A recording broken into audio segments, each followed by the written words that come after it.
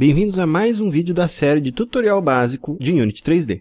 Nos vídeos passados, nós fizemos um sistema bem simples de movimentação e pulo para o nosso personagem. Então o personagem consegue andar para os lados e pular. Mas esse sistema, do jeito que está escrito, tem um problema. Deem só uma olhada. Reparem que quando eu me movimento em direção à parede, ele fica pulando. E se eu pulo em direção a essa parede e continuo apertando para ele se movimentar, ele gruda na parede e fica com o mesmo efeito de tremelique.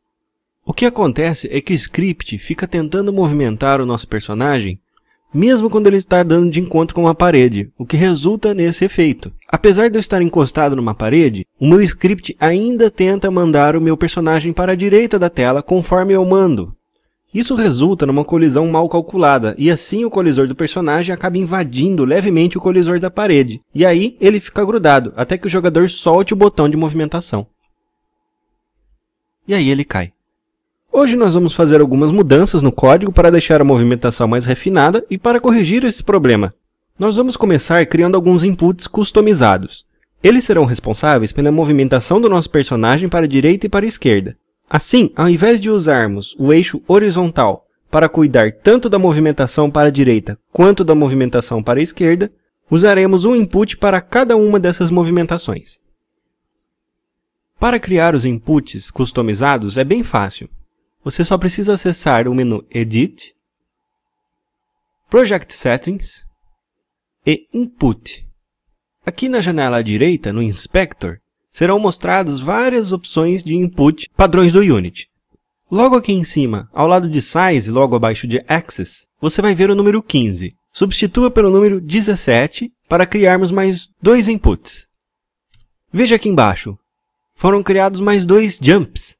Isso aconteceu porque o último input que eu tinha na minha lista era o jump. E quando você adiciona números ao size de axis, novos inputs são criados baseados no último disponível. Vamos fazer agora as modificações necessárias. Abra um dos jumps e mude o nome para left. Significa esquerda. Você pode também usar nomes em português se quiser. Quando nós andamos para a esquerda, o eixo horizontal manda um valor negativo para o Unity, de 0 a -1. Tendo isso em mente, nós concluímos então que nós precisamos de valores para o botão negativo e para o botão negativo alternativo. No botão negativo, vamos escrever left com letras minúsculas. No botão positivo, você pode deixar em branco. E no botão negativo alternativo, vamos colocar A.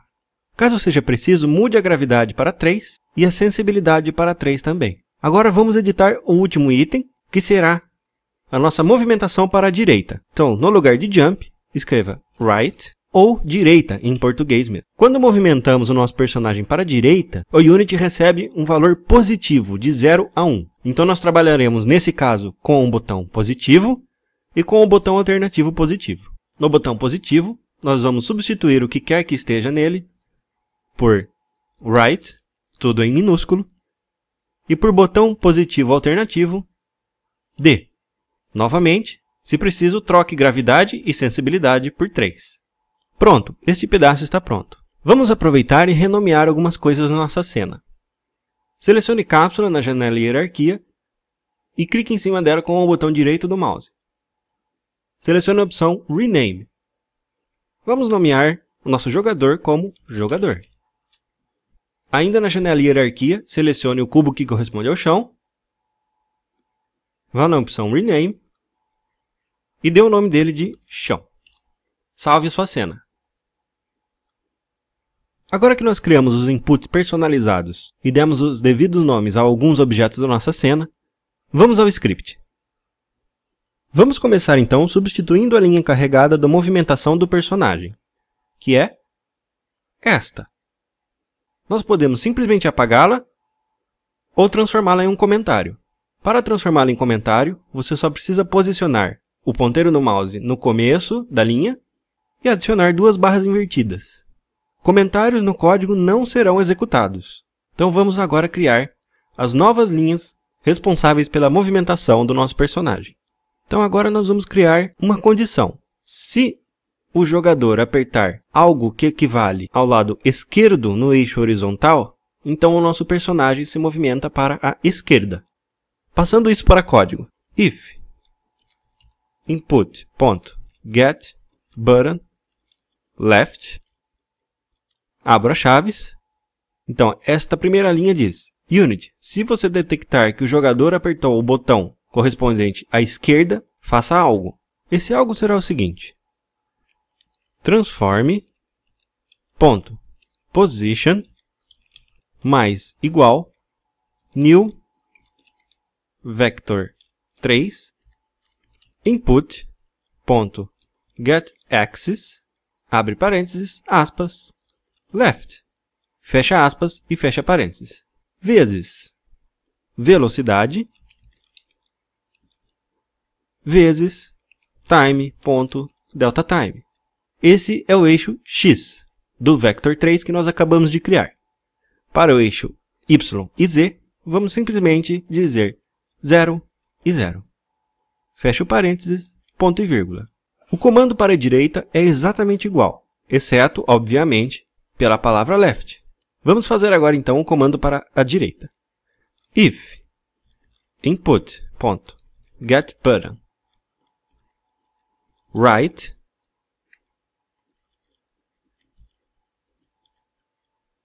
então, se o jogador apertar o botão correspondente para a direita, algo será feito. Nesse caso, transforme, ponto, position, mais igual, new, vector 3, input, ponto, get axis, e dessa vez, nós chamamos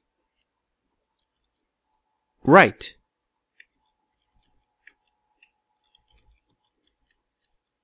Vezes velocidade, vezes time, ponto, delta time. Esse é o eixo X. Vamos definir agora o Y e o Z, 0 e 0. Fecho parênteses, ponto e vírgula. Salvo o meu script. E vamos ver o resultado. Aperto para a esquerda, meu personagem anda para a esquerda. Aperto para a direita, meu personagem anda para a direita. Perfeito. Mas há uma diferença em comparação com outro código. Veja o que acontece quando eu solto o meu botão de movimento. O meu personagem anda, mas a hora que eu solto, ele para de repente. Com o outro código, isso não acontecia. Ele diminuía gradativamente a velocidade. Vamos voltar no script. Isso acontece porque, nesta linha, que é a antiga que nós usávamos, a posição do personagem era passada o tempo todo baseada no eixo horizontal. No nosso novo código, a posição do personagem no eixo horizontal só é passada quando eu aperto o botão para a esquerda ou para a direita. Ou seja, ele começa a se movimentar com um aumento de velocidade gradativo, mas para de repente quando nós soltamos o botão. Nós vamos corrigir isso já já. Primeiro, vamos tratar da detecção de paredes. Nós vamos fazer isso usando o raycast, como já fizemos antes, na detecção do chão. Vamos então definir uma variável para receber a informação da existência ou não de uma parede próxima ao nosso personagem. Logo abaixo da variável pulo, então, vamos criar uma private ball tem parede. Não é preciso definir um valor inicial a essa variável. No update, nós faremos exatamente como fizemos com a variável no chão. Vamos chamá-la primeiro, tem parede, é igual a physics.raycast transform.position. Queremos que vá para frente, então transform com letra minúscula, transform.forward, que significa para frente em inglês, e vamos definir uma distância. 1f. Fecha parênteses, ponto e vírgula. Nós já conversamos sobre como funciona um raycast, mas vamos dar uma lembradinha rápida. Na definição da variável e o que ela faz. Physics.raycast joga um raio em alguma direção no mundo. Aqui nós vamos definir qual a direção e qual a distância que esse raio vai percorrer. Começando pela origem, da onde o raio sai. Transform position, quer dizer que sai do nosso personagem. A direção, transform.forward, que é para frente. E a distância que esse raio vai percorrer, ou float. Essa linha retorna o valor true, verdadeiro, ou false, falso. E nós vamos trabalhar com esses valores. Aqui dentro da definição da movimentação para a esquerda, vamos acrescentar uma linha logo abaixo. If, exclamação, tem parede. O que significa isso? Esta é uma condição que chama a variável tem parede. O sinal de exclamação no começo significa não. Ou seja, esta linha aqui significa o seguinte: se a variável tem parede for igual a false, então o código executa esta linha. Nós vamos repetir isso para a movimentação para a direita. Logo abaixo, if, exclamação, tem parede. Se não houver uma parede, então ele executa esta linha e faz a movimentação do nosso personagem. Vamos testar. Voltando para o Unity, aperte Play e movimente seu personagem em direção à parede. Ainda não funciona. Pulando, o personagem ainda gruda. O que está acontecendo? Infelizmente, o Raycast, por si só, não pode ser visto em modo gráfico no Unity. Mas há uma maneira de nós desenharmos algo no mesmo lugar do Raycast que vai nos mostrar o que está acontecendo. Vamos ao script. No final da função update, adicione a seguinte linha: debug.drawRay. DrawRay recebe 3 valores. Ele vai desenhar um raio que nós poderemos ver no Unity. Então, o ponto de partida desse raio será transform.position. A direção será transform.forward. Lembrando, o transform com letra minúscula. Vamos substituir aqui. E nesse caso, ao contrário do Raycast, nós não vamos definir um tamanho ou uma distância que ele vai percorrer. Nós vamos definir uma cor para poder ver ele no Unity. Então, chamamos color. Ponto. E você escolhe a cor que você quer. Eu usarei blue, o azul. Ponto e vírgula. Salvo meu script. Vamos ver o resultado.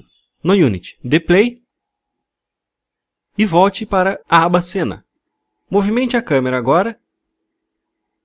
E nesse caso, é necessário que eu chegue mais perto da câmera, pois o eixo Z, a seta azul do eixo Z, estava impedindo a visualização do meu raio. Mas aí está ele. Então veja bem, o meu raio está sendo disparado para a frente do meu personagem. E a frente do meu personagem fica o tempo todo virada para o fundo da cena. Mesmo quando eu me movimento, para a direita, por exemplo, volto para a cena e o raio ainda está sendo disparado para o fundo. Então ele jamais vai tocar numa parede. Nós precisamos achar uma solução para isso. Vamos voltar ao código. Agora então, nós vamos fazer com que o personagem sempre olhe para a direção que se movimenta. Se ele se movimentar para a direita, o personagem olha para a direita. E o mesmo é válido para a esquerda. Podemos fazer isso dizendo a ele para direcionar o seu eixo Z de acordo com o valor no eixo horizontal. Então vamos começar declarando uma variável que vai tratar da rotação do nosso personagem. Logo abaixo da variável tem parede, vamos criar uma private quaternion rotação. Aprenderemos sobre quaternion com mais detalhes mais adiante. No fim da função update, podemos apagar o debug drawRay e agora vamos adicionar o seguinte código: if input.getAxis horizontal for diferente de 0. Antes de continuar, dá uma olhada aqui. Mais uma vez, aparece o ponto de exclamação, que significa não. O ponto de exclamação junto com um sinal de igual significa diferente. É assim que fazemos a comparação de valores diferentes em condições. Continuando o código, abro parênteses e fecho parênteses abaixo para formar minha área de código. Agora, rotação, ponto, set look rotation.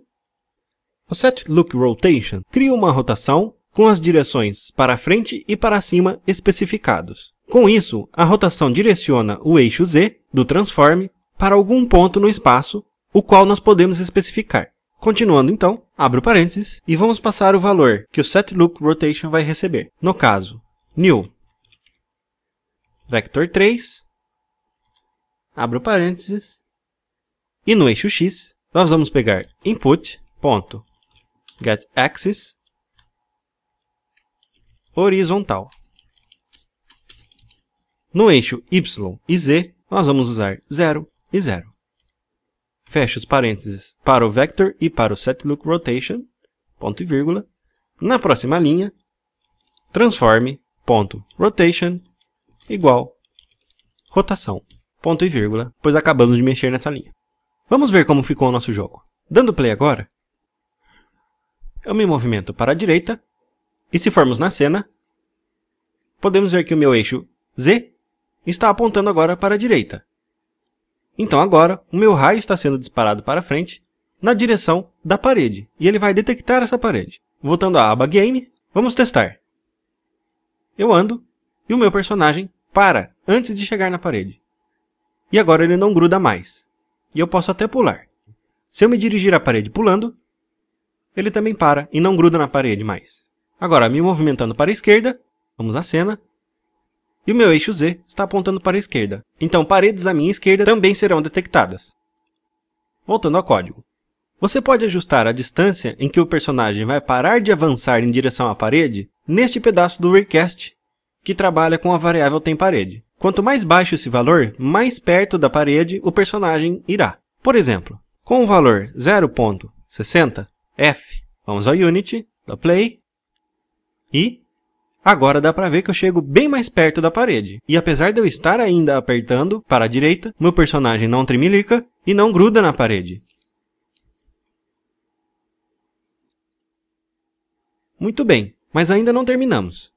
Agora nós vamos fazer aquela correção referente à parada repentina do personagem que eu mencionei antes. É bem simples. Nós vamos dizer para o Unity o seguinte: se o jogador não estiver apertando nem para a esquerda e nem para a direita, suavize a movimentação do meu personagem baseado no eixo horizontal. Vamos transformar isso em código. No começo de update, if, exclamação para dizer não, if, input.getButton, left, dois es comerciais, exclamação, input.getButton, right. Fecha os parênteses e tira o comentário desta linha. É exatamente com ela que o Unity vai trabalhar. Vamos dar uma examinada rápida? Nesta linha, eu digo o seguinte: se o jogador não estiver apertando para a esquerda, com o não sendo dito pelo ponto de exclamação logo antes do input.getButton, e não estiver apertando também para a direita, então ele vai basear a movimentação do meu personagem no eixo horizontal. Estes dois e comerciais são usados para quando você quer duas condições dentro de um só if. Nesse caso, se o jogador não aperta para a esquerda e nem para a direita. Salve o script. E vamos ver o resultado. Rode o jogo. E movimente um pouco seu personagem. Note que agora ele escorrega um pouquinho antes de parar. Esse é o movimento que eu estava procurando. Se você não gosta desse tipo de movimento, você só precisa excluir essas duas linhas destacadas. E o seu personagem vai passar a parar de repente novamente, quando você soltar os botões de movimentação. Com isso, nós terminamos a terceira parte do nosso pequeno tutorial básico de Unity 3D. Obrigado e até a próxima!